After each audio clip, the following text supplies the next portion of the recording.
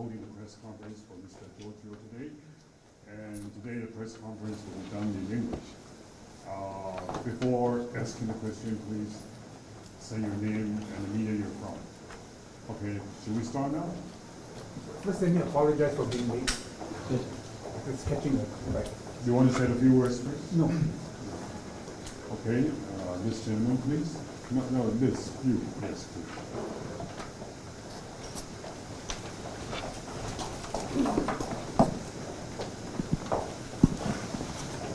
Thank you, Mr. Yeo. I'm Ben Blanchard. I'm the Reuters bureau chief in Taiwan.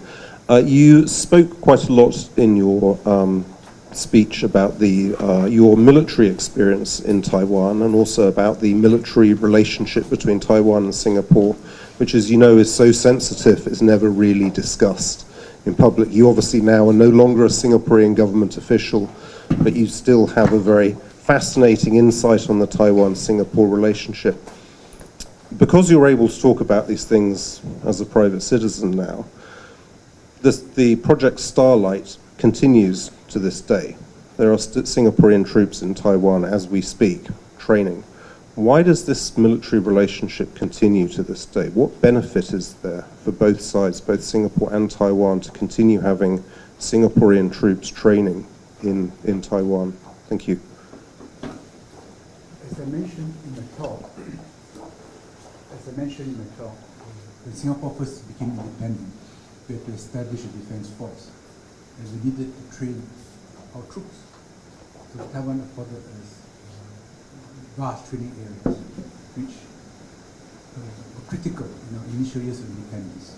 Now we train in many more places. It's an old relationship which we treasure and which we're always grateful for. But is there a reason why it continues to this day? I mean, China surely has often, I know there's military, Singaporean troops have been doing counter-terrorism drills with China recently. I presume China has offered to Singapore saying, well, don't train your troops in Taiwan, maybe you come and train your troops in China instead.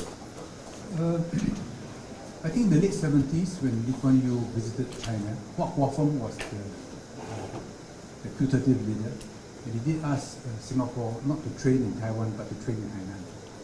They would have put Singapore in the untenable position. Yes, please.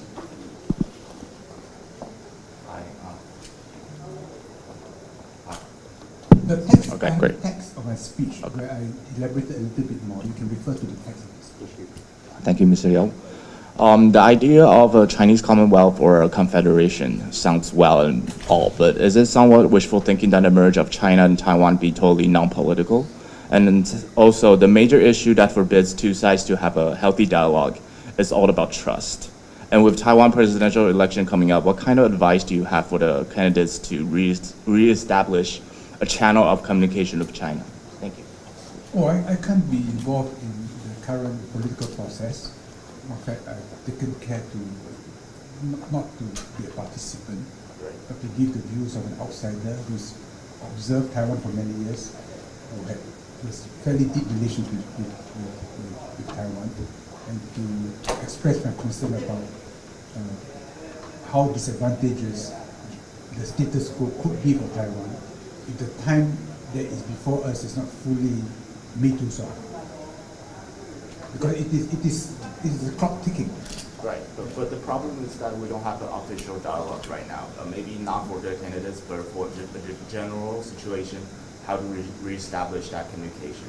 So I go back to 2015, when my unity met Xi Jinping at the highest level, and with the greatest respect, and expressing very deep views about a common history and a common future. So that begins the dialogue. And as China said, well, once within a one China framework, which Hu Zhenfu said, and it's for each side to interpret what that means, anything can be discussed, including the idea of a Commonwealth. But there are many other ideas which can be discussed. And even the idea of a Commonwealth itself is so loose, you can explore all kinds of possibilities. Okay, before next question, I would like to emphasize that we do prepare a test about the speech in even more complete content. Please approach Sonia for the papers if you need it. Yes, this lady, please. Hello, my name's Mr. Yeo. My name's Jane Rickards and I'm with The Economist. I'm very curious, as you're obviously a long-term observer of the Southeast Asian region and also Australia's relationships with the Southeast Asian region and Taiwan. How do you see the Australian relationship with Taiwan as different from the US? And do you have any comments on how Australia could improve its relationship with, or its management of cross-strait tensions? Thank you. As an intellectual construct, Australia can either be the 51st state of the US, in which case it just follows everything the US does, or it can be a member of ASEAN, where it huddles close to the region and therefore maintain a more neutral position. Australia kind of oscillates between these two limits, and I think under Albanese it's kind of shifted back to a more central position. But when I was a minister, I worked very hard for close relations between Australia and ASEAN, with Singapore taking the lead. And in fact, I'm proud to say, really proud to say, that probably the only Singapore minister to be awarded an AO for Australia. Which I wear with pride, and for which I bring special cards whenever I go down south. Okay, please. Yeah, thank you, Minister. It's Xu Heqian with Caixin Media, and I'm very glad that you have answered my first part of the question during the speech. That the Singaporeans will be very happy to continually provide the convenience for the potential cross-strait dialogue. But my question will be focused on the next generation leaders and the next generation of the Singaporean diplomats or mainland Taiwan affairs officials, because on the one hand, just as you say, it seems that the younger generation of the Singaporean officials may not have as abundant as the opportunity to engage with the next generation of Taiwanese leaders, political workers. And on the other hand, we have constantly hear some complaints or the frustration from Beijing, especially among the diplomatic communities in Beijing, saying that they are more and more challenging when they face a more and more challenging environment in mainland China when it comes to engage with the mainland officials or younger generation leaders casually, privately, and with a trustworthy manner. So, what will be if the younger generation of the Singaporean leader come to you for your advice? How would you recommend them for them to equip themselves better for preparing for interacting the future cross-strait dialogue? Thank you. There's no substitute for effort. And Lee Kuan Yew came here so many times. He must have come to Taiwan every year, and he developed an intimate relationship with Jiang Jingguo. And after Taipei, Li Denghui, as the vice president, would bring him to different parts of Taiwan. He enjoyed Taiwan, but he was always learning and understanding. And I think this, every generation of Singaporeans should try to do. And not just political leaders. I think academics, I think scholars, business people are here, of course. But it's important to know the changes in Taiwan society. It's important for Taiwanese to know the changes in Singapore society. But there is a fairly large Taiwanese community in Singapore, some of whom have gone to Singapore because they are a little worried about Taiwan's future. So it is a very important relationship, it's a thriving relationship, and one we should cherish and treasure. Okay. Next question? Yes, please. Thank you. Hi, I better stand up. I'm Stephanie Chow with CTI News Network. Thank you. I have a few questions for Mr. Yeo. First of all, I'd like to ask about the U.S.-China relationship, because as you see, the U.S.-China is starting to open more and more dialogues.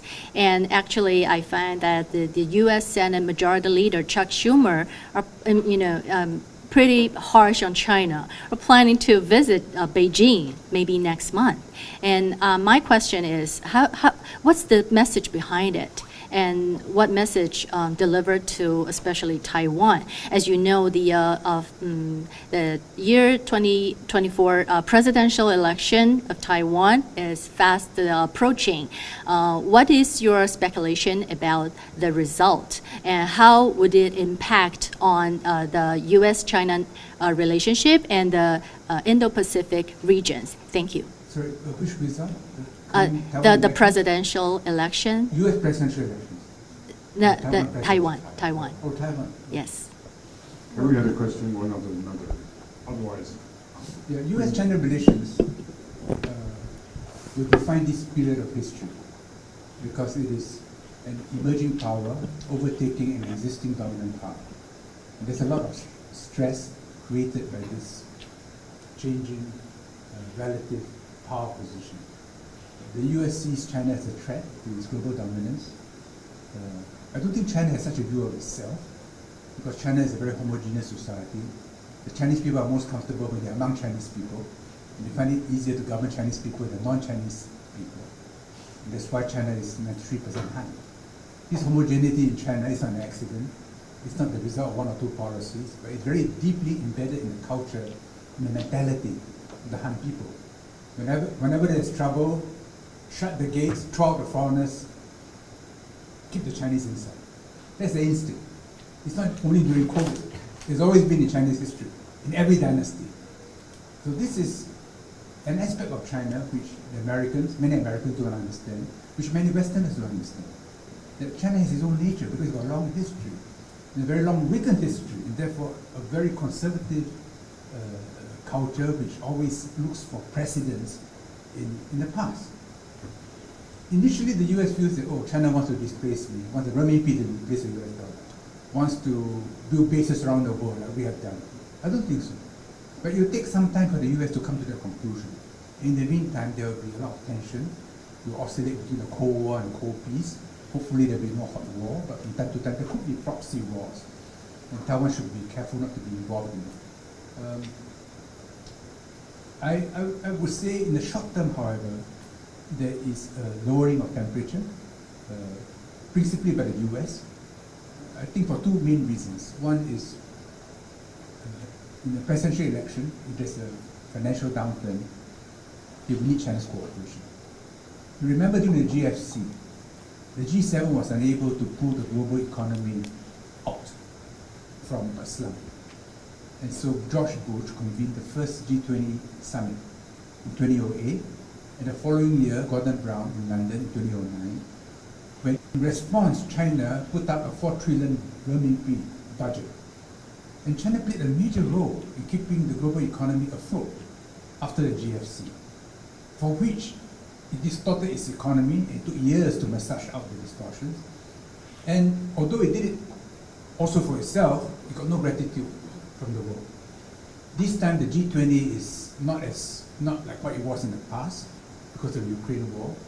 And there's a crisis and there's not enough global demand, it will affect US presidential elections and Trump will come back. So there's a concern in Washington that look, things are not looking so good, we may need to work with China. Then there's, in addition, the Ukraine war, which is not making the kind of progress NATO had wanted. And there, so much money already been spent. The back pressure of not making progress will in turn affect domestic politics in the US and Europe.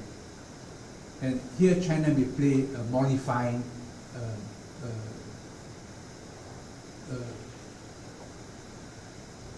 I won't say peacemaking, but China can help to make things easier to resolve in the future.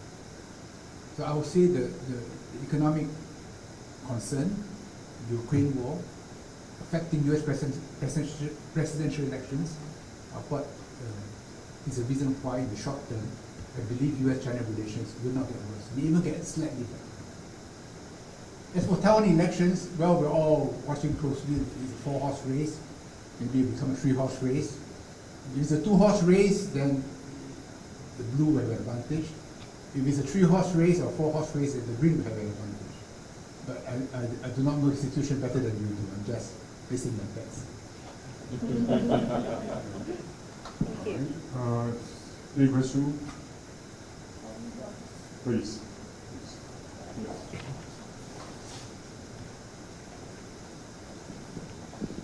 Hello, Angie from the Digital Media. I have a question. In which context will China accept the concept of Chinese Commonwealth? Because China is so huge, Taiwan is quite little. It's unbalanced. Thank you. Well, if it's just a matter of Taiwan as a little island, then it's important to China is mostly emotional of Chinese reunification, that Taiwan was taken by force by Japan and should return to China. And this was something which all the victorious powers of the Second World War agreed to. So this Taiwan being a part of China has very strong basis in international law. But it is a civil war which has not ended. So there are two contending jurisdictions, the PRC and ROC.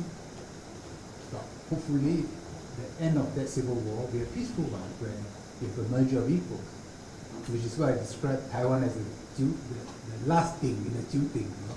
The very precious one, and it should not be damaged or somehow diminished in the final act of this huge drama of China's, as Xi Jinping's words, re-emergence. So this is something precious, and Taiwan should not just be an island, it should be something which adds to Chinese civilization, which adds to a collective polity, which is something China can learn from, can benefit from. And maintaining that kind of a Taiwan requires there to be hope for the future, so that your best and brightest, your most creative minds will remain in Taiwan and not go to Singapore or the US or somewhere else. Okay, any more questions? Yes, please.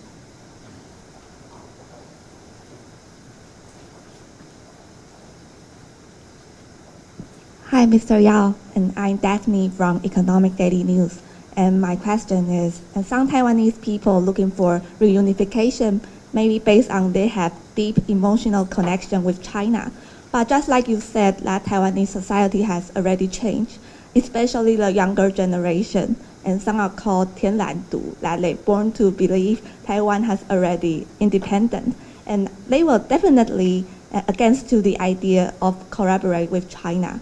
And taking this into consideration, how to make Chinese Commonwealth become possible? That's the difference between the generation.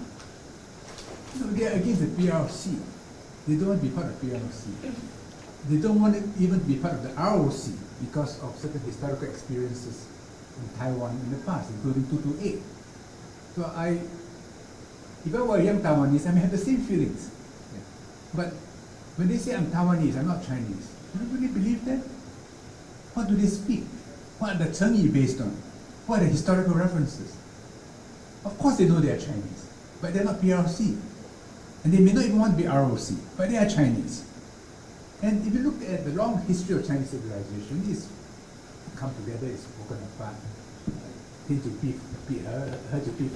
So it's okay.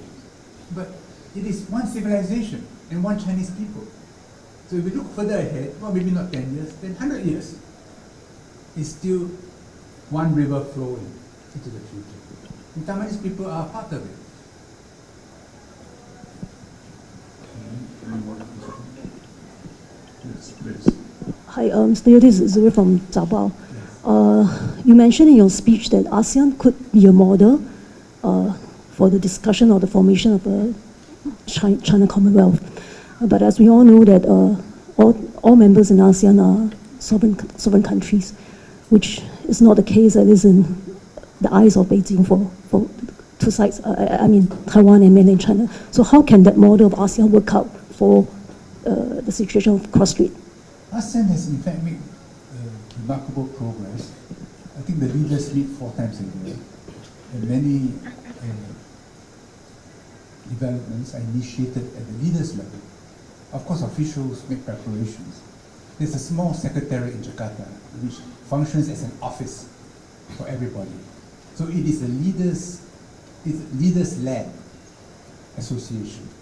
So this could provide some ideas for Chinese Commonwealth, where the leaders on both sides meet regularly, the way my two met Xi Jinping in Singapore, meet regularly, maybe initially once a year, later twice a year. There could be a small office to do coordination. And little by little, when people are relaxed, comfortable, positive, they can find ways to work together. So no one is rushing, but the idea that we are meeting all the time towards a common future in the long term is itself a very positive experience and will create all kinds of possibilities for the future. If we try to define in advance what it should be, you will never get started. But just move in the general direction. That's my hope anyway. Yes, please.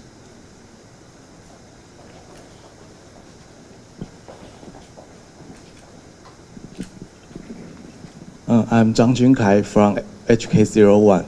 I have two questions. First, Hong Kong, yes.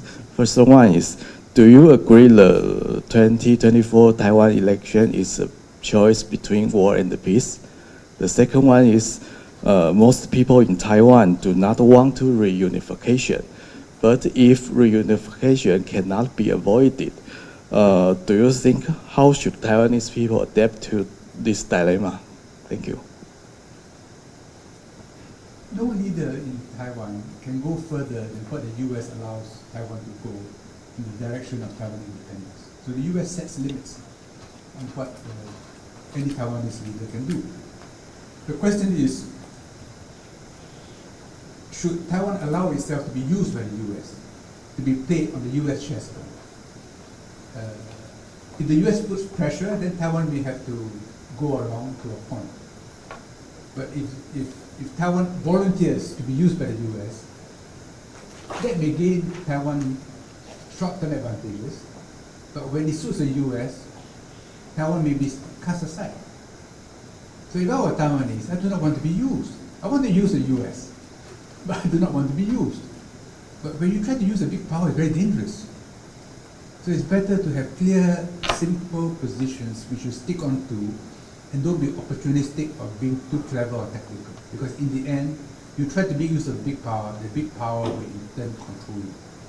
And Taiwan should try not to be in that position. And due to time limits, we're going to have only 2 more questions. Any more? I have one who hasn't asked yet. No? All right, please. Hi, I'm from Central News Agency in Taiwan. Just to follow up the used question, when you say Taiwan should not allow itself to be used, what do you mean by it? Like, can you elaborate on being used? In what way? And the second question is more like a casual one. So you always describe Singapore as a family, not family member, but relative of this Chinese family. If one day Chinese Commonwealth gets established, would Singapore be willing to join this Commonwealth? Thank you. So it must not be, say Nancy Pelosi's visit. I understand that the government here was not really keen on the visit, but they could not say no. And if we kind of do a forensic analysis, do a post-mortem on that visit, Taiwan was being used. And it resulted in Taiwan becoming more constrained than before the visit. So China had to disincentivize such actions. And it's at the cost of the Taiwanese people. And it's also not good for China. So if Kevin McCarthy did not come, instead, well, the meeting was in the US. And Lai Ching-te's recent visit was carefully calibrated so as not to be provocative. China had to react, but China also calibrated its response. That's what I mean by not being used. Have your own position and determine your own limits, and don't go beyond that. Otherwise, when it's at the time that you least want, you end up being in the position that you don't want to be. As to whether Singapore should join the larger Chinese Commonwealth, only in the cultural, maybe economic sense, but never in the political sense. Because the Chinese in Southeast Asia, while they're very dominant in the economy, they're a minority. And in many Southeast Asian countries, there's an anti-Chinese feeling. So one Thai king described the Chinese in Southeast Asia as a Jewish problem. I think it was Mongkut or Churang, I can't remember. So we have to be very sensitive in Singapore about how we are perceived by other countries in ASEAN. And we are multiracial. So Singapore has to affirm that very strongly and cannot afford any political association in a Chinese Commonwealth. But if it's cultural, it's about Tai Chi, if it's about the economy, that's fine. Okay, now we had a last question from someone who hasn't asked the question. Anyone?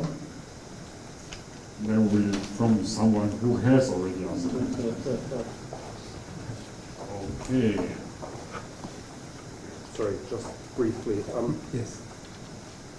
And one of the big differences between Taiwan and China is democracy, frankly. I mean, the Taiwanese have looked at what's happened in Hong Kong and been completely horrified. They've looked at what's happened in Xinjiang, people being interned and have been horrified. Tibet, 1989, all of this stuff. Like Taiwan has gone from being a very brutal dictatorship into being a very, very open, modern, vibrant economy. Democracy. China has gone backwards under Xi Jinping. How should, is there any way to bridge this gap? I mean, to try and encourage Taiwanese that perhaps maybe your democracy isn't so important and you'll be better off with Xi Jinping? Well, if I were Taiwanese, the last thing I want to do is to try and influence China's domestic economy, because that's the prescription for trouble. The Portuguese understood that during Macau. Hong Kong people were under a delusion that they could influence the mainland. That's a mistake. The mainland has its own internal dynamic. It rise and fall according to its own internal dynamic. You can criticize it, you can recognize its good points, but that's China. What Taiwan should want is, please recognize that I'm different from you. I have a separate history. I like my democracy, warts and all, and like to maintain my way of life, our healthcare system, our environment, and please respect that. I think China will respect that. But if China wants respect for Taiwanese identity, it must respect the mainland identity and not lightly comment on or criticize China for its policy in Xinjiang or Tibet or whatever. So that's the beginning of conversation. I respect you for who you are, you respect me for what you are, then we can talk. Now, Taiwan, however, can influence China in a soft way. So when they see Tzu Chi, when they see TSMC, we wonder, how is it little Taiwan can do such remarkable things? So Pope Francis, whom I had the honor of working for 7 years, he said, you do not evangelize by preaching, by criticizing.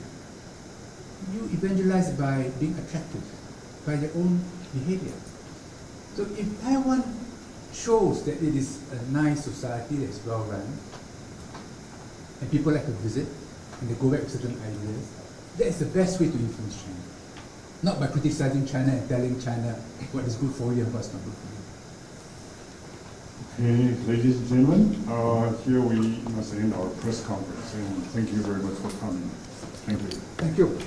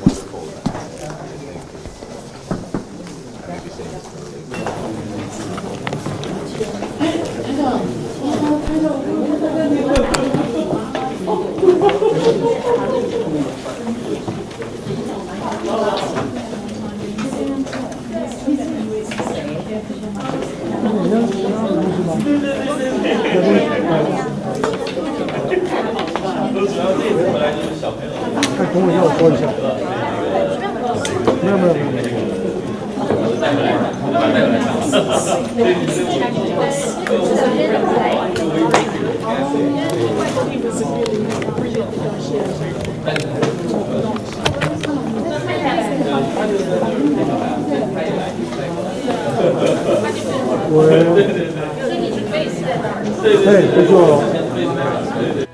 原来好的益生菌真的可以帮助入睡。太阳星全效克菲尔益生菌是国家认证 AB 克菲尔益生菌，含7种有身份证的专利活菌，能产生伽巴、色氨酸等助眠因子，难怪吃了更快入睡，也睡得更好。太阳星全效克菲尔益生菌也是台湾市场上唯一添加克菲尔乳杆菌 M1 的产品。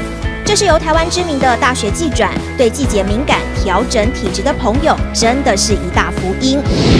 还有这支还添加被称为超级食物的羽衣甘蓝萃取物，不少研究都指出十字花科蔬菜有助抗炎及防癌，像是羽衣甘蓝含有高量的叶黄素、贝塔胡萝卜素、维生素 K、维生素 C、叶酸等丰富营养素。太阳星全效克菲尔益生菌专利制成，无塑化剂、无重金属、无人工添加物、无410项农药、无香料调味剂、无防腐剂、无色素，7大保证、7大认证，觉得好安心。每日克菲尔时刻美好 ，Good Feel Feel Good， 快点购下单！太阳星全效克菲尔益生菌。